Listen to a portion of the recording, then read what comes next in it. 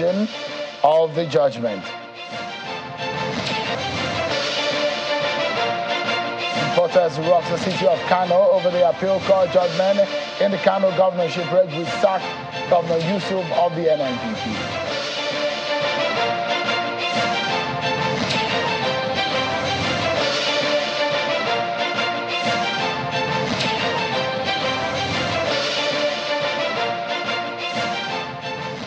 Hello everyone, welcome to the program. This is Politics Today, live on Channels Television. I'm Sean Kimbale in Abuja. Well, we have one agenda tonight, and the talking point is about Kano Governorship race, the tussle for the #1 seat in Kano. And this is just all about what has now emerged as perhaps an error or manipulation. The controversy, in short, is being generated over what has come out of the released CTC copy of the judgment in the Kano governorship legal battle.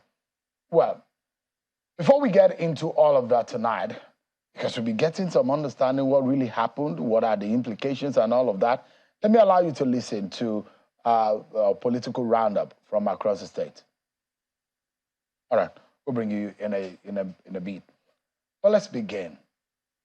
The issues and tension rocking Kano State is what gets our attention. There was confusion in the Kano with the emergence of a certified true copy of the Court of Appeal judgment on the state governorship election. The court delivered a verdict last Friday indicating that the appellate court upheld the decision of the petition tribunal sacking Governor Abba Yusuf. And there are arguments that the certified true copy of the judgment show that Yusuf's victory at the poll was affirmed by the appeal court. As indicated in the written judgment, the Court of Appeal set aside the judgment of the Kano Election Petition Tribunal lacking in merit. The evidence contained on page 67 of the copy of the appeal court judgment released signed by the registrar, Jamil Ibrahim Umar. The appellate court upheld the victory of Abba Kabiru Yusuf of the New Nigeria People's Party as duly elected governor of Kano State. That is different from what the court ruled on Friday verbally. Now, the three-member panel of the appeal court on Friday, which is the 17th of November 2023, had dismissed the appeal filed by the governor on the basis of his membership status. The appellate court subsequently affirmed Nasiru Gawuna of the All Progressives Congress APC as the winner of the 25th March 2023 governorship poll in the state. Well, the New Nigerian People's Party and NPP has filed its notice of appeal before the Supreme Court to challenge the November 17 judgment of the Court of Appeal, which upheld the decision of the Election Petition Tribunal sacking Governor Abba Yusuf and declaring Dr. Nasiru Gawuna of the APC as the duly elected governor of Kano State. In the notice of appeal dated November 22nd and filed by Senior Advocate of Nigeria, Mr. Chief Boyega Awomolo, leading 7 other senior advocates and 10 other lawyers, the NNPP listed 10 grounds for challenging the appeal. Meanwhile, protests have started to rock Kano State following the sacking of Governor Abba Yusuf by the appeal court. And police have then now come to the scene to disperse the protesters, some of them who are seen along the Dan Agundi area of the state. The fresh protests follow the certified true copy of the judgment, which appeared in public domain and seemed contrary to the verdict of the appellate court. Some of the protesters said that they were ready to die as they demanded justice. But we did a lot, and we can even sleep here. We are not going anywhere. We do a lot in this government. Tell us what transpired between you and police. So they are attacking us, and we are here to protect ourselves. We are not moving anywhere. We are still here, and we are together with Abba. All right. Just take a moment, everyone, because I'll be giving you perspectives on this matter. And I'm on this ride with you, and because there are a lot of stories that had come up about this matter. We show you and we dissect all of these issues. But let me take you to your political roundup and bring you up to speed.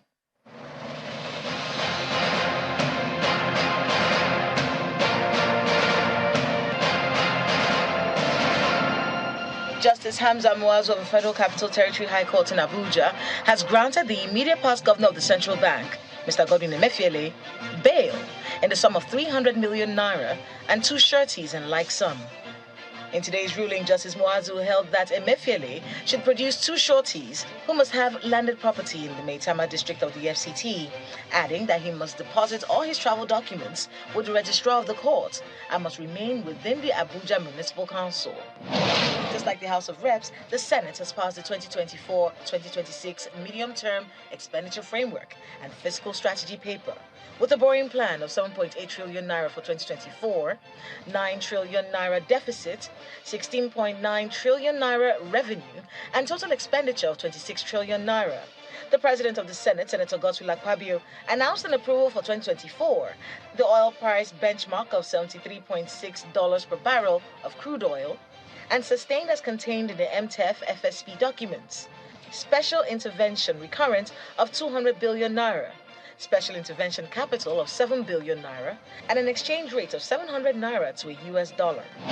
Meanwhile, the Senate has asked the FCT Minister, Mr. Nyesom Wike, to revisit the issue of the Abuja CCTV project, where a 500 million naira contract approved to install cameras within and outside the FCT failed. This resolution comes after a motion moved by Senator Ned Nwoko, representing Delta North, who raised the alarm over the spate of kidnappings in the FCT.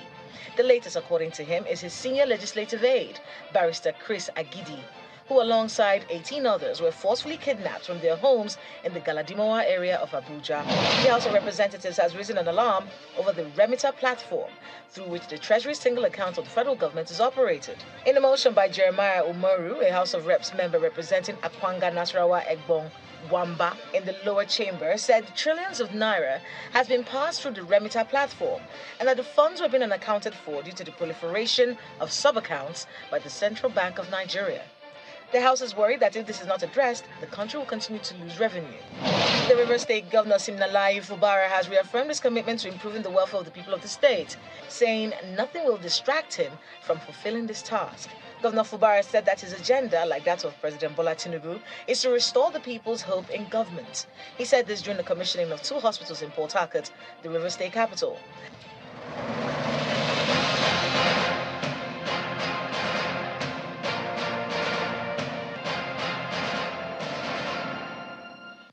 We showed you earlier some of the pictures of what happened earlier this late afternoon in Kano, as protests now rock the city over the verdict of the appeal court sacking Governor Yusuf. And what, in fact, is intriguing for some people is the CTC copy of the judgment, which is perhaps totally a deviation, especially the last page, which was signed and stamped by the court, different from the judgment delivered last Friday. Let's get some explanation, because the APC has addressed a press conference today, and I'm being joined tonight by the National Legal Advisor of the APC, Professor Abdul Karim Kana. He joins us live here in our studio. Thank you so much. Thank you, Sean. Yeah. And later on, Professor Chidi Odinkalu, the former chairman of the National Human Rights Commission and a human rights activist, will be joining us later on to get his perspectives also on the state of the Nigerian judiciary and what has happened in the wake of the appeal court CTC judgment released. Thank you so much, Prof. Thank you very much, sir. I will be coming to you, Prof, just in a moment. Let me speak with Professor Kana here. Thank you so much, Prof. Thank you, Prof. Prof, from I see that your party today addressed a press conference, and you were trying to explain what really happened. Yep. From your own point of view, your party's point of view, is it a clerical error on the side of the court or a manipulation? Well, there are 2 things here. One, we have not received a formal copy of a CTC of that judgment yet. The document said to be the CTC, which we studied and addressed the press conference on today, is the same copy everyone has everywhere on the social media. So we can't affirm for sure the authenticity of the CTC. This one that talks. This Absolutely, one right there, because on it the has screen, not it has not been formally conveyed to us. But this yet. has been signed by the registrar. I understand, but it has not been formally conveyed to us. And your party is a party in the matter. So most certainly we are. Look at the parties. We are the only party to the suit. So you are the political party as a party in the matter. We are the respondents. We are the first respondents. So we have not received a formal copy of the CTC as at this morning when the controversy broke out. But are you aware that this has been appealed to the Supreme Court? We had, of course, notice of appeal will have to be filed and served first. As at this morning and as at this evening, when I left my office, the legal department of the APC, to come to the channels TV, we have not received the service of the notice of appeal yet. So if an appeal has been filed, it has not been served on our office. Two things you have not received now. Yeah. The CTC copy that is in the public domain. Absolutely, yep. Which now it's a bone of contention here, where I like to ask you a few questions over. You've not received that? The formal copy. Chief Awomolo, 10 other senior advocates of Nigeria, and all the lawyers who are since far they are the lawyers to NNPP and Governor Yusuf have gone to the Supreme Court and used that document you say you do not have, we have not to file an appeal to the Supreme Court. Well, certainly, because they are the ones to file the appeal. They are the ones that lost the appeal. The judgment that was read, which you described in your perspective, by the Court of Appeal, dismissed the appeal and affirmed the judgment of the tribunal. All of us heard it. It was recorded. I'm sure everyone has a recorded version of the judgment as read, the electronic version of it. As far as the judgment was concerned and is concerned, it was delivered in favor of the APC and in favor of the candidate of the APC. So if a certified true copy of a judgment is in circulation at the moment, if a certified true copy of the judgment was received by some other persons, probably the now appellants, which contains some errors, we are also seeing it on the screen and in the media and the social media, same way that you are seeing it. But of course, what was put up there, we've also taken time to study it very carefully to come up with our own position regarding our own understanding of what may have happened. Are you surprised by the last page, which is the 67th page of that judgment? Yeah. Are you surprised about what happened? Most certainly. I saw it. I have it here on my phone. It was forwarded to me, I think, this morning. And which says that your party has been fined ₦1 million. That was not the judgment of the court. This is not the judgment of the court. This does not reflect what all of us, the whole world, heard being read in the open court when the judgment was delivered. All of us were there. Between what was read in the open Channels court, TV was there. Yeah, we were there. We reported. Absolutely. And that's why a lot of people are aghast at what is happening. Most certainly. The variation now, because it's a variation between what was read in open court and what was certified by the court, signed by the judge and the registrar, is totally different from what we heard in the open court. I would want to believe it may have been, most definitely be an error, because the concurring judgment of the two justices dismissed the appeal. After stating that they have read the draft copy of the judgment of the leading judgment, you could go to the concurring judgments of the two justices, it's there. Both of them dismissed the appeal. Have you read the obiter of this CTC, the copy that was released? Obiter by who? By the lead judgment in the CTC copy. Obiter by who? The lead judgment. I've read the entirety of the judgment. Including the ratio and the obiter. Absolutely everything. I've read the entire judgment. Is it the same with what was delivered in the open court? The substantial body of the judgment is the same. In other words, almost all the issues were determined in favor of APC. All the issues formulated by the appellants, in other words, the NNPP and their candidate Yusuf, were determined and resolved in favor of the APC, who were the respondents. And just in the last few lines, 3 to 4 lines, there was probably, we now saw this in the CTC towards the last speech, stating something that's completely contradictory to what we all heard in court when the judgment was read. And of course, going by the concurring judgment of the two justices, my lords, Justice Beatrice Sanga and Justice Ganiu, you will see the concurring judgment in the last 5 pages of the entire judgment. So, and I'd like to perhaps read some portions out. Yeah. So, part of it, the last page, which is the bone of contention, is the 67th page. And perhaps some of these will make available on China TV's website. It's on run, it's viral for those who want to take a look and understand what exactly this is all about. But it's there on your screen. The last page reads, I will conclude by stating that the live issues in this appeal are hereby resolved in the favor of the first respondent and against the appellant. Clear. Now, see that. It goes further to say, in the circumstances, I resolve all the issues in favor of the appellant and against the first respondent. Clearly a mistake, probably in typing. Look at, I mean, it's a Those two mismatch. sentences are different. Completely contradictory. Now, let's go further. Yeah. It says, therefore, I find no merit in this appeal, which is liable to be and is hereby dismissed. And then again, what? Let's go further. The judgment of the tribunal in petition, well, with the details of all Progressive Congress versus INEC and 2 orders delivered on the 20th day of September 23 is hereby set aside. The sum of 1 million naira is hereby awarded as cost in favor of the appellant and against the first respondent. That's a disciplinary or fine, against your party. No, there are 2 issues here. Number 1, this is not what was read in the open court as the judgment of the court. And number 2, look at the paragraphs as they follow each other. Clearly contradictory. A somersault. The first paragraph, dismissing the appeal for lacking merit. The second paragraph, saying, affirming the appeal. I mean, from that, you know that certainly something must have gone wrong somewhere. But as a witness to what exactly is authentic, what exactly may have been contained in the original draft, see the concurring judgments of the 2 justices that followed in the same judgment.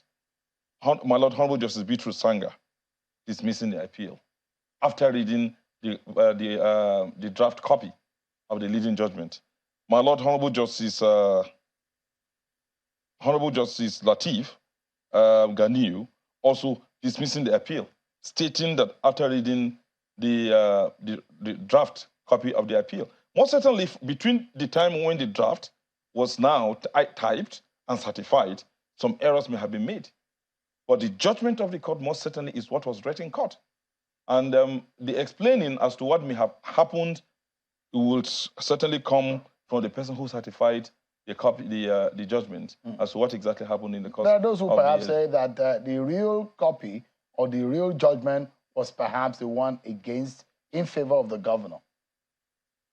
Well, what we have here is a 70-something page document, of which nearly 70 pages made affirmation of the judgment of the lower tribunal.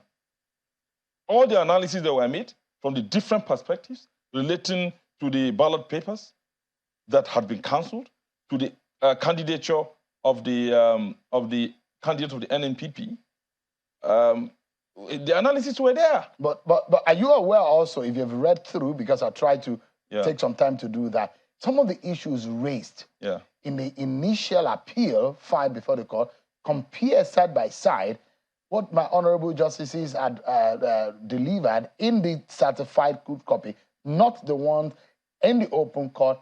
There are variations. There are totally departures from there. Have you noticed that? Well, I would prefer to stick to what may have been read in the open court. I'm telling you about, since you have it right in front of you, absolutely. I'm telling you about what the initial issues raised by the NNPP and Governor Yusuf in this particular appeal, which the judgment came out, is a departure from the paragraphs which the honorable justices in the CTZ has replied to. I haven't taken time to go through the issues specifically raised in the brief of the appellant. As someone who has been at the bar for a while, don't the issues and the response of the members of the bench, don't they need to tally? Because are these issues not what? I don't know at what point in time in the course of the judgment, there was a departure to what was presented to the court. If you read the suit to the CTC, there are three issues there. There are total departure, in fact, different from the prayers that was brought before the court. I'm sure if you were to call the counsel who specifically appeared in these matters, they would disagree with you. No, because at the end of the day, they cannot appear on television because they are before the court. And they cannot be seen to be defending the case in court and on television. But I have taken my time to read through, and that's what I'm putting to you. I wouldn't. If you are the legal advisor of your party, and I'm taking time to explain some of the perspective, maybe you can be able to tell us that in the practice of law, the prayers before the court and the issues raised by an appellant, isn't that what the court will respond to in delivering their judgment? Most certainly. But why does it look about 3 or 4 prayers, a total departure from what the prayers were from the citizen copy? I haven't taken time to compare. Let me allow you to listen to what the NNPP had in their press conference today, and perhaps maybe you'll be able to officially also respond to them. Take a listen to the NNPP at their press conference earlier today.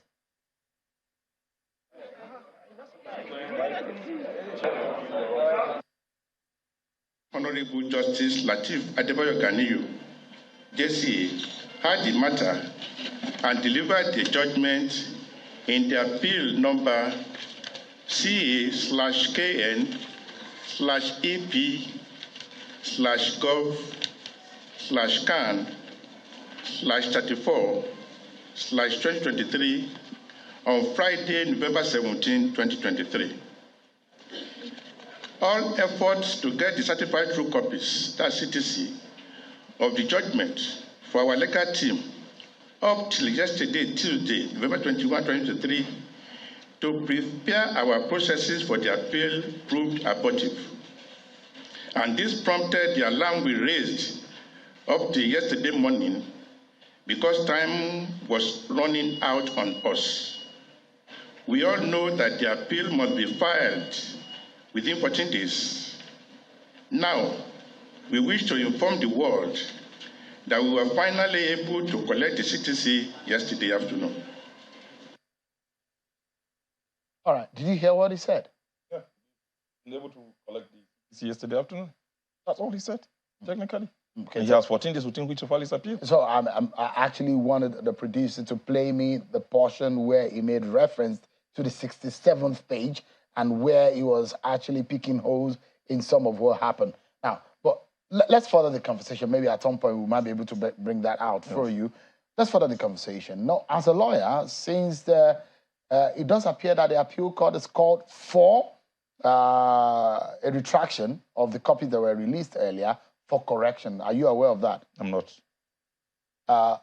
If the ones that was released and is in the hands of the respondent in this case, who have now gone to the Supreme Court to file their appeal, if they have entered that for appeal, where does it leave you?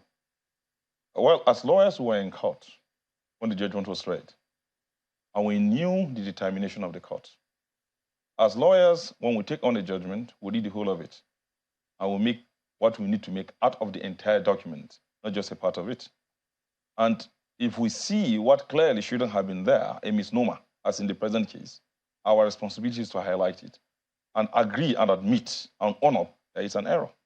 So if indeed on a CTC, which they said they collected, such an error exists, it's for them to remit it back and obtain the accurate copy because they were in court when the actual judgment was read. If you have not received the CTC copy of the judgment from Friday up until now, does that worry you at all as a political party?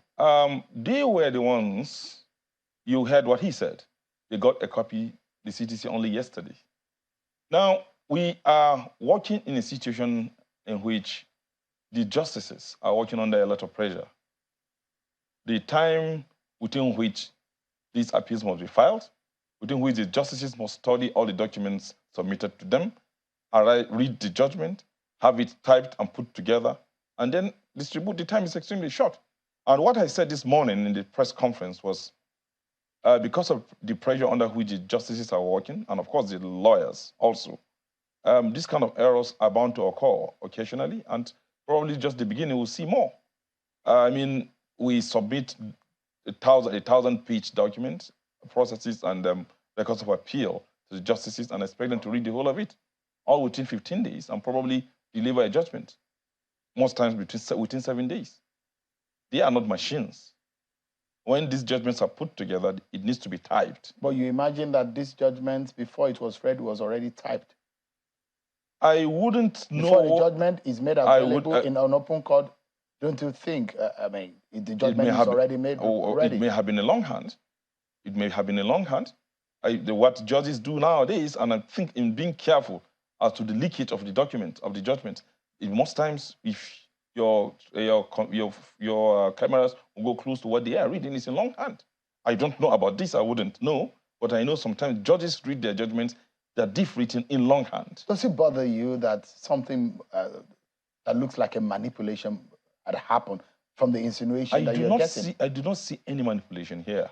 What I see is human error, if indeed that is a copy of the CTC. Because the part that favors you is favoring you. That's what No. On the same page, there is a part that favors us, dismissing the appeal. Another line is saying, anybody knows that certainly it's a misnomer. As lawyers, we would just pick one part and then go out celebrating.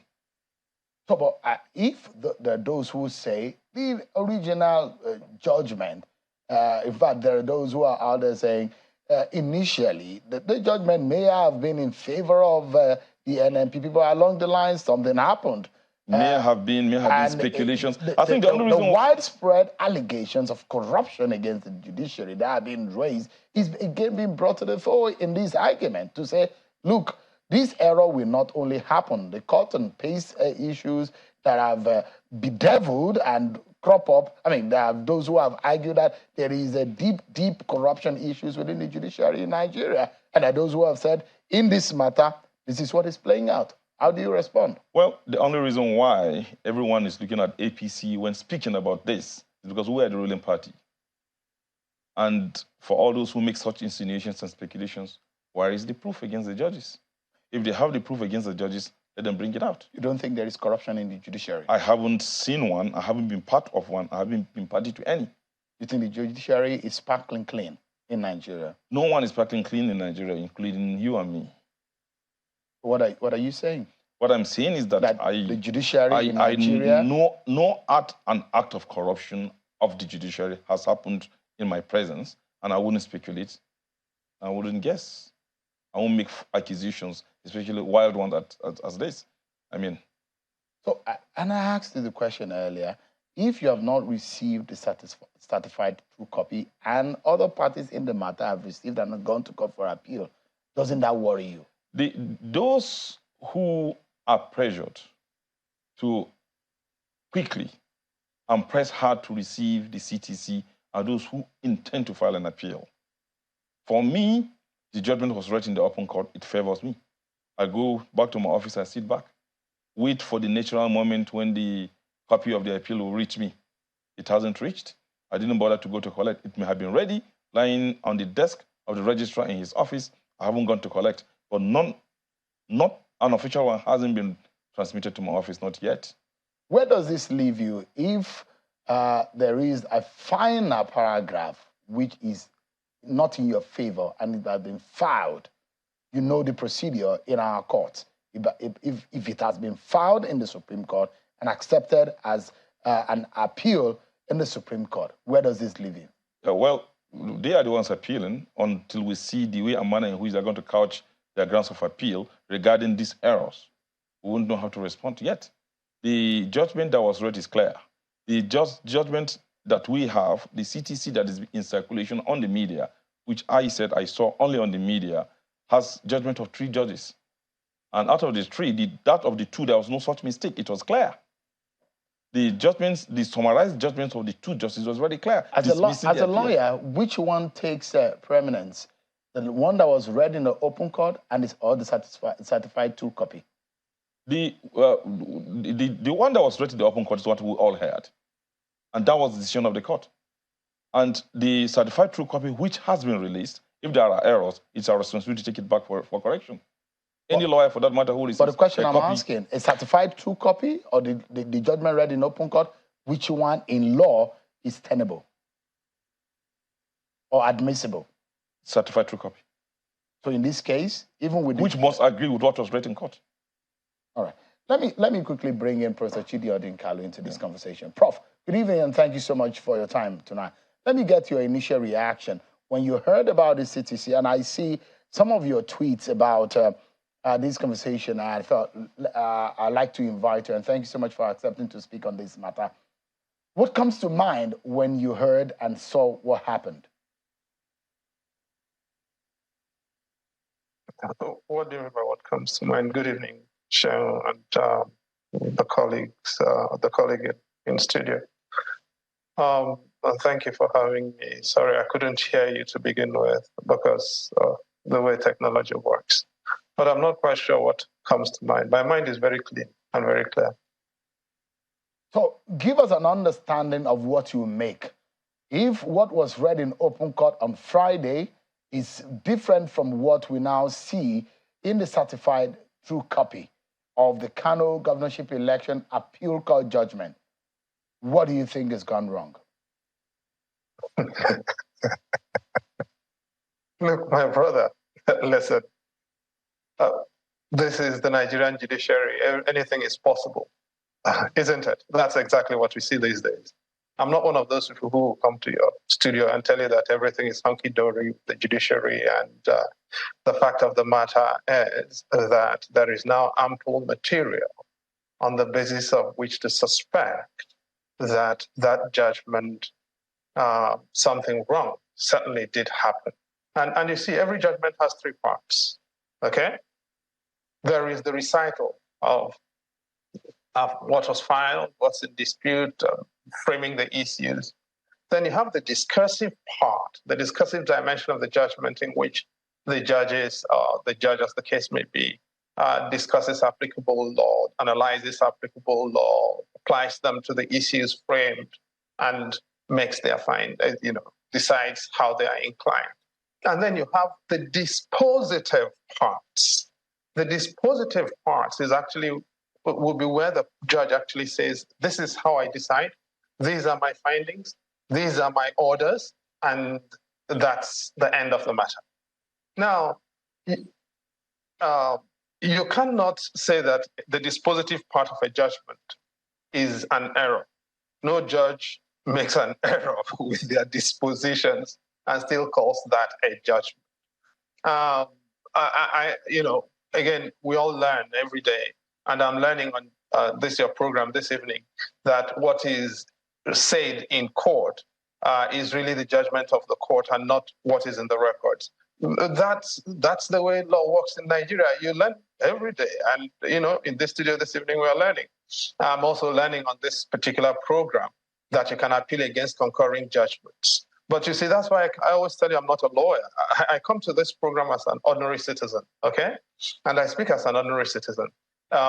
It's absolute new law to me that you can appeal against concurring judgments. It's new law to me that what the judge says in court is what the judgment is and not what is in the records. Everything I'm hearing here is very new. Now, could there be, humanly speaking, Prof, and I'd like to ask this innocently on behalf of those who sat on the bench, could this be a clerical error, though? Absolutely no. There is nothing, you see, there is a doctrine in law, actually, that applies to clerical errors in judgments. It's called the slip rule, okay? So, for instance, if you want to write Wi-Fi and you write wife, that can be corrected. That's a clerical error. That you can, so you can, with consent of the parties, of course, having notified them, revert Wi-Fi, wife to Wi-Fi, all right? But you cannot, with consent of anyone, say that having awarded costs to me, you will cancel that and then award costs to the other party. Or having set aside the judgment of the lower court on record, you then come back and say that is an error. I would actually uphold the judgment of the lower court because those are dispositive. Those are the dispositions of the court. Once you do that, that's final. The only way you can reopen that matter is upstairs, if there is still an opportunity, or a review, if you're before the final court. That is not a clerical error. As that was the old law that I was taught. In this studio now, there is new law coming forth, and I've got to adjust to that. But if you're asking me about the old law that I was taught when I was still a lawyer, no, it's not a clerical error. So in the 67th page, Professor Kalu, the Honorable Justice More Adumain has said that I will conclude by stating that the live issues in this appeal are hereby resolved in favor of the respondent and against the appellant. The next paragraph to it says, in the circumstances, I resolve all the issues in favor of the appellant and against the first respondent. He went therefore to say, therefore, I find no merit in this appeal which is liable to be and is hereby dismissed. I mean, another paragraph, two paragraphs preceding that are different. Continue to the next line after that, please. It now says the judgment of the tribunal in petition number PTKN Gov 01-2023 between All Progressives Congress APC versus Independent National Electoral Commission and two others delivered on the 20th day of September 2023 is hereby set aside. And the line after that, the sum of 1 million naira is hereby awarded as cost in favor of the appellant and against the first respondent. How can those be clerical? So what kind of magic? You see, the thing I don't understand is, I'm not from Kano, okay? I'm not interested in any of the parties in Kano. I am, however, interested with every fiber I have in the credibility of the judicial system in Nigeria. And by the way, the judge who gave this thing is the guy who is being purported or put forward to go to the Supreme Court on the basis of the nominations that have just come out of the Federal Judicial Service Commission, right? So it's a coincidence, I presume, that contemporaneously with this scandal of a judgment, and I'm not going to mince any words about it because I'm not APC, I'm not PDP, I'm QED, I'm not QED, I'm not Labour Party, I'm not NNPP, okay? So let's get this right. On the basis of this scandal of a judgment, that person who wrote that thing is being put forward to go to the Court of Appeal. And the judge who was on reserve the last time appointments were made from the Niger Delta, from the South in 2020 is stepped down in favor of this scandal of a judgment. I think people have a right. Indignation is dead in the country.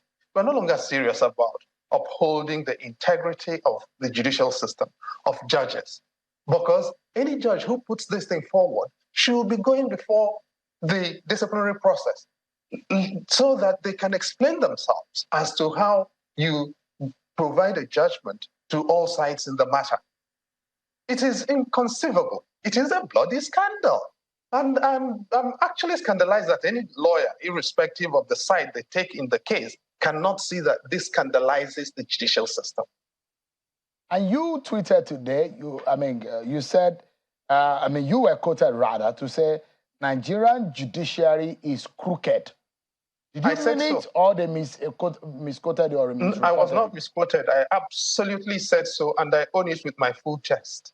But wouldn't that be a white brush to paint the entire judiciary black?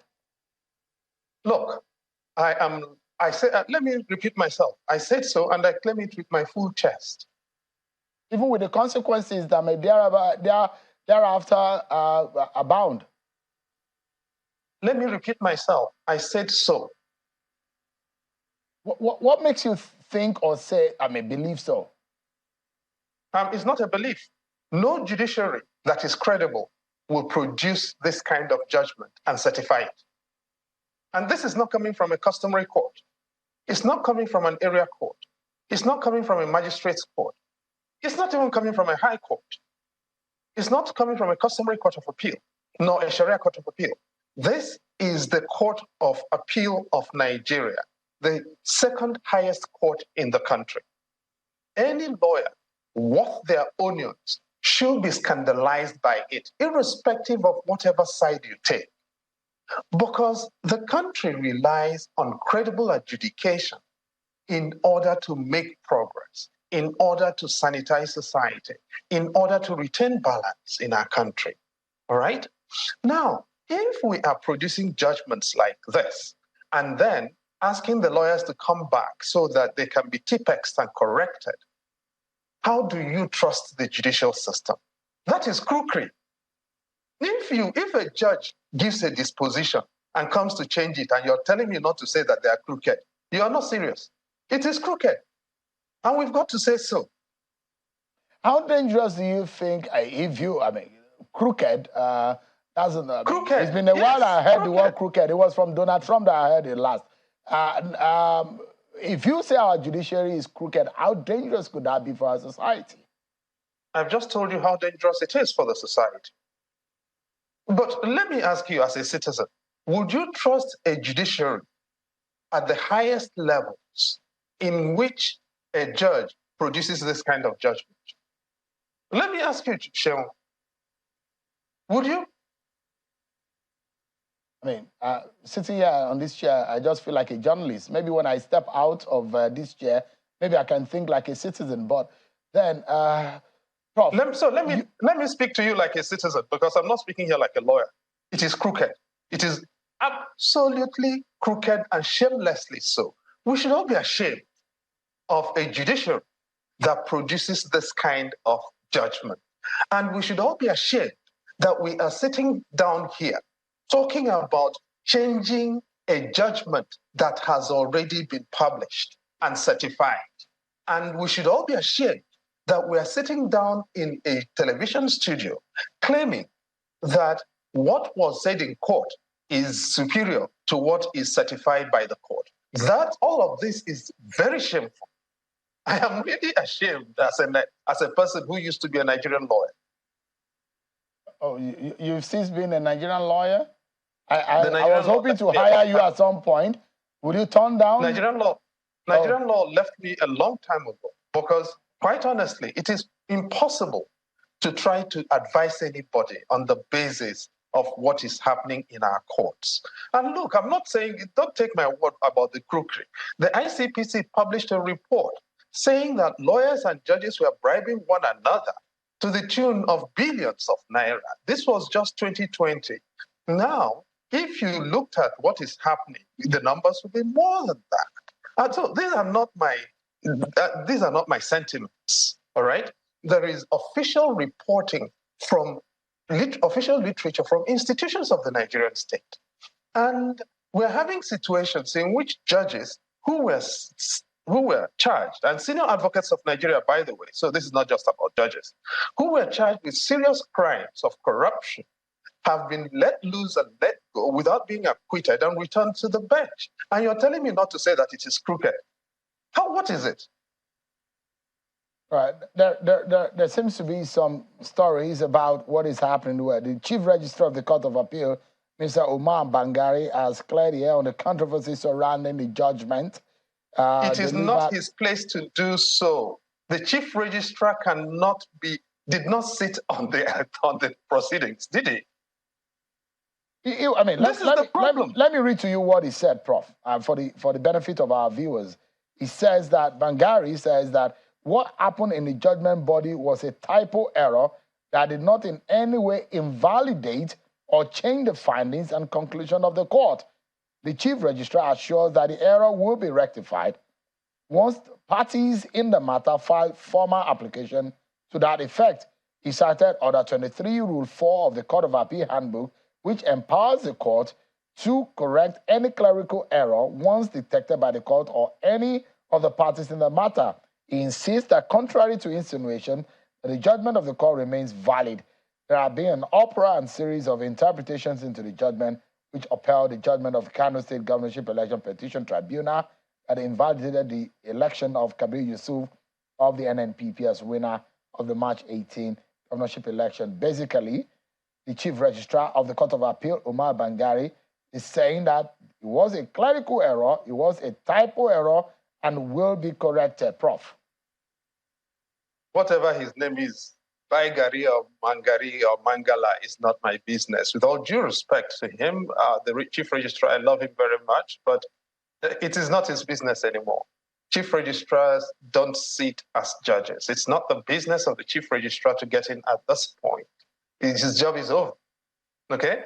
And I described the rule. It's called the slip rule, the reference he makes to the handbook of the Court of Appeal. The slip rule is not available to correct the final dispositions of a court. It is for typographical errors. A final disposition of a court is not a typographical error. That is the meat of the judgment. That's the point here. And as I said, last night, I got several calls telling me that the registry at the Court of Appeal was asking the lawyers to return the certified true copies. How do you return a certified true copy to correct a judgment? And you're not correcting a typographical error, you're correcting the dispositions, the published dispositions of the court. That is a scandal, and that is crookery. So, I mean, where does this leave the parties in the matter? And I was asking Professor Kano earlier that once this has been filed procedurally in the legal system, where does this leave any of the party? If the judge says it was an error, bring it back, let me correct it. As soon as it's filed at the Supreme Court, what do you think is the norm, or what is procedurally acceptable, or what do you think is law? That's not my province. I'm here as a citizen. The council representing Governor Abba Yusuf of Kano State is a former chair of the body of benchers, became senior advocate in 1991. So I cannot be giving them lectures as to what to do. I'm sure they can take care of themselves. I'm not a party to the proceedings on either side. Let's take a breather. Prof, stay with me. Professor Kano, please stay around. We'll take a breather, and when we return, we'll conclude the conversation on this Kano matter. We'll be right back, everyone.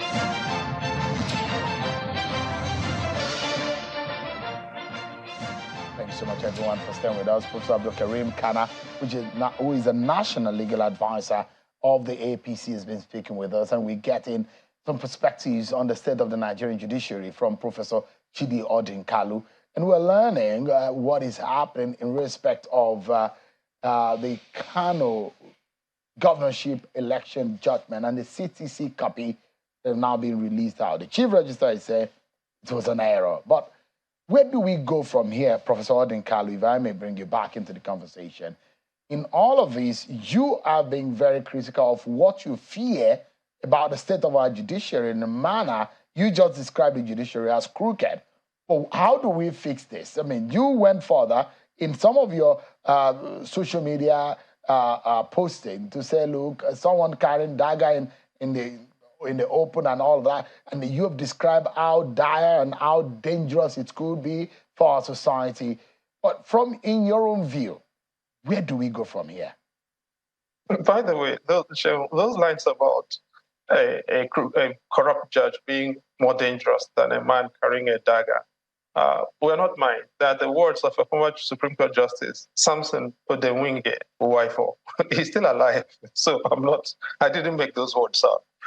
You see, I've been at this matter for at least 25 years, right? And in that period, we've also had lots of issues. We've never had it this bad.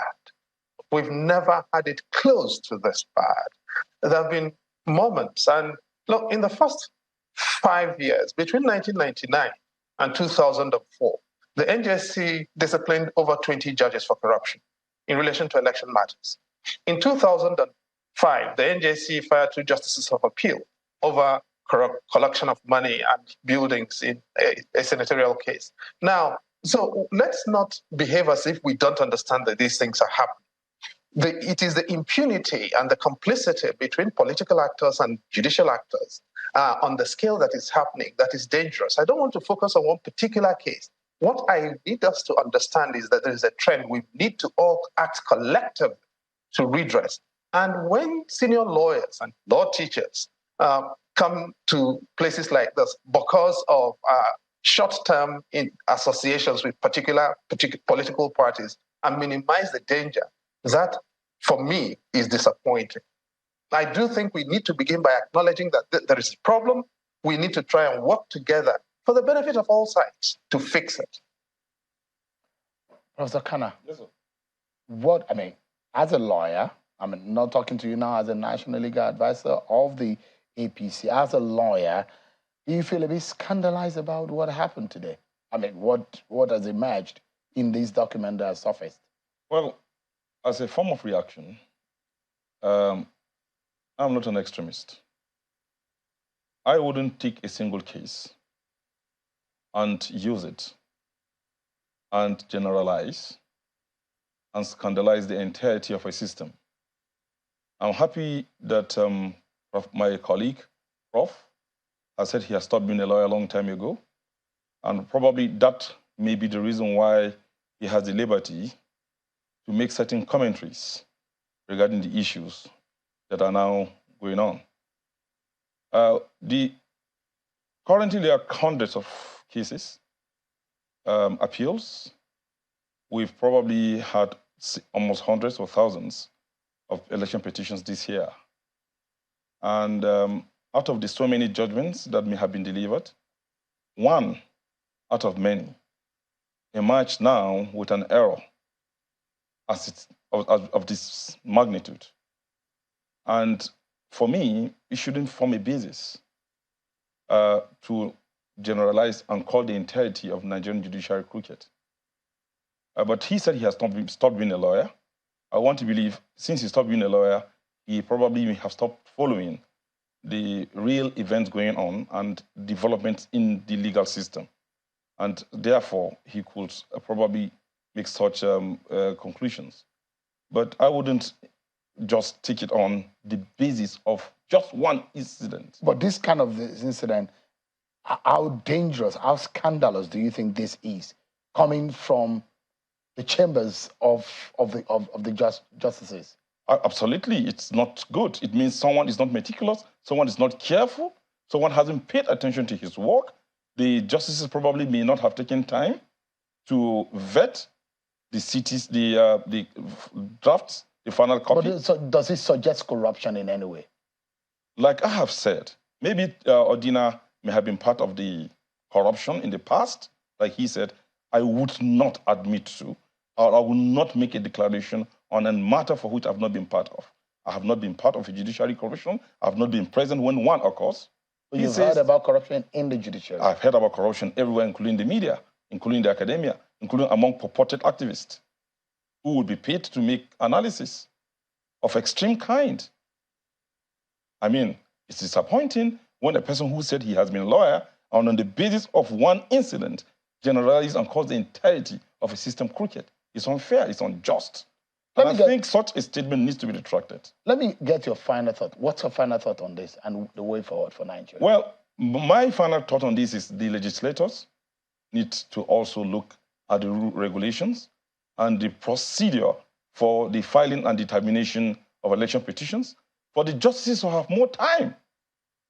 These people are humans and they are working under extreme pressure. I mean, look at the volume of the processes that are filed before them. If you were to look for 10 of Odinas, Professor Kalu, and put them in the position of the justices, they will be bound to make errors occasionally. And that will not be a reason why we would simply just make a generalized statement that are crooked. It's unfair. Let me allow Professor Odin Kalu to give us his final thought on the program. Prof, your final thought. No, my brother and compatriot doesn't even have the decency to get my name right. My name is Chidi Ansel Odin Kalu. It's so easy. It's not Odina, and it is not Kalu. It is Chidi Ansel Odin Kalu. You know, it's really that straightforward. I've said what I said, and I mean every word of what I said, and I thought about what I said, and I own every word of what I've said. It's unfortunate that we're where we are. And no, this is not just one case, right? So we're not dealing with one case. We are dealing with a pattern, and that's really, if you listen to me carefully, we're dealing with a pattern of malefaction, and it is the pattern of malefaction that I believe should worry us. And on that, Professor Kano and I agree. I'm glad at least he's gone as far as admit that this is not just any error, that this is very serious. At least that is one point on which we both have agreed. So we've managed to get to a point of some agreement that, you know, he can differ to scale. I take the view that the system is crooked, very crooked, not just crooked alone. And that is my view, and I stand by it.